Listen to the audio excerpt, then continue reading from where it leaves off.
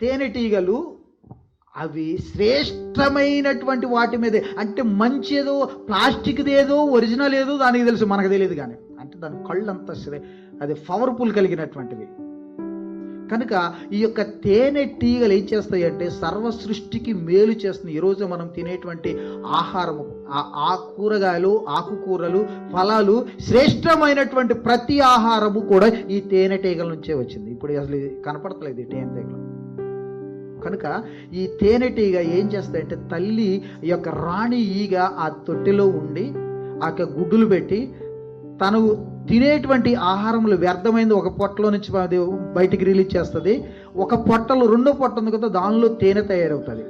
ఆ తేనెను ఆ తొట్టిలో రిలీజ్ చేసిన తర్వాత దానికి ప్రొటెక్ట్ చేస్తుంది. 3 రకాలు ఉన్నాయి కదా, 3 రకాల ఈగలు.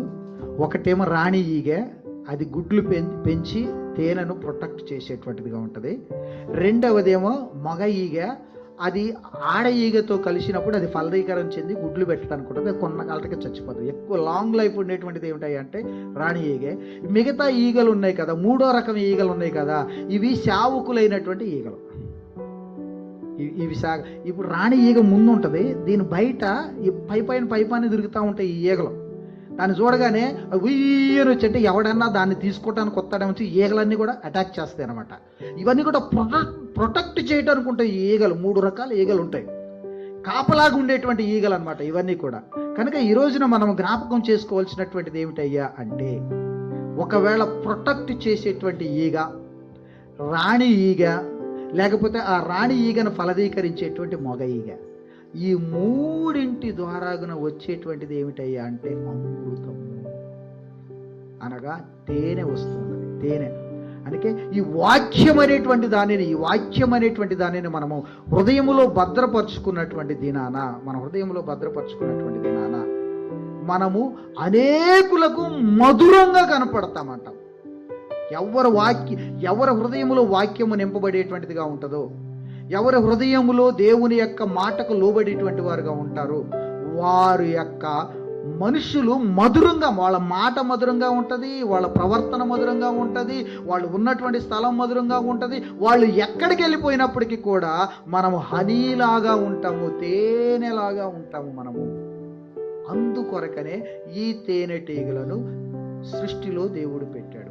కనుక ఈ తేనెటీగలుగా నీవు నేను ఒకవేళ ఒక భారము కలిగినటువంటి రాణి ఈగగా నువ్వు ఉండగలుగుతావా ఈ రోజున? ఒక భారము కలిగినటువంటి ఒక రాణి ఈగగా. ఎందుకంటే స్త్రీలకు ఎంత ప్రాముఖ్యత ఇచ్చాడో చూడండి. ఆ స్త్రీలకు, ఈ సృష్టిలో స్త్రీలకు దేవుడు ఇచ్చినటువంటి విలువ ఇంకెవ్వరికి ఇవ్వలేదండి. చాలా మంది అని అనుకుంటారు స్త్రీలను పక్కన పెట్టాడు. కాదు, దేవుడు స్త్రీలకు ఎక్కువ ఆధిక్యత ఇచ్చాడు. ఎందుకంటే కుటుంబాన్ని కట్టుకునేటువంటి బాధ్యత, ఆ జ్ఞానం ఎవరికి ఇచ్చాడా అంటే స్త్రీకే ఇచ్చాడు. ఈ స్త్రీ అనేటువంటి ఈగ, ఈ రాణి ఈగ ఏం చేస్తుంది అయ్యా అంటే కష్టపడి, సామెతల గ్రంథము మనం 30వ అధ్యాయంలో చూసుకుంటున్నటువంటి ఆ యొక్క తల్లి ఎలాంటిగా వేకువనే లేసి తెల్లవారుజామునే లేసేసి పని సిద్ధపరిచి పనివారికి పనిని సిద్ధపరిచేటువంటిదిగా ఉంటుందంట. కనుక ఇక్కడ మనం జ్ఞాపకం చేసుకోవాలి, ఒకవేళ తల్లి రాణి ఈగలాగా, ఒక ఎస్తేరు రాణిలాగా నువ్వు ఉండగలిగితే అక్కడ ఉన్నటువంటి సమాజాన్ని కాపాడగలిగేటువంటిదిగా ఉన్నది. కనుక నీవు నీ కుటుంబాన్ని కాపాడుకోవటానికి, నీ బంధువులను కాపాడుకోవటానికి, నీతో పాటు ఉన్నటువంటి నీ యొక్క కొలీగ్స్ కాపాడుకోవటానికి, నీ దేశాన్ని కాపాడుకోవటానికి ఒక రాణి ఈగగా నిన్నెందుకు ఉంచకూడదు, నువ్వెందుకు ఉండకూడదు? ఈ రోజున వాక్యం నన్ను మనల్ని ప్రశ్నిస్తుంది. పురుషుడు సహకారంగా ఉండేటువంటి వాడే, కానీ బాధ్యత తీసుకునేటువంటిది ఎవరు అంటే స్త్రీనే. రాణి తల్లిదండ్రులకు లోబడి, తల్లిదండ్రుల మీద కాపాడి, తల్లిదండ్రులు పెద్దోళ్ళు అయిపోయి వీళ్ళు కష్టపడి వస్తున్నప్పుడు ఆ పిల్లలు డాడీ మమ్మీ నేనున్నాను మీకేం పర్వాలేదు అని చెప్పేసి బయటికి వెళ్ళి నుంచి వచ్చేటువంటి సమస్తానికి కూడా వ్యతిరేకతలు ఏమైనా ఉంటే వాళ్ళ మీదకి పడకుండా వృద్ధాప్యం అందు వాళ్ళని అల్లుకొని కాపాడి వాళ్ళతో పాటు జీవించగలిగేటువంటి వాడుగా ఉండాలి. ఇక తేనె తొట్టిలో నీవు నేను మనం జ్ఞాపకం చేసుకోవాల్సినటువంటిదిగా ఉంటుంది.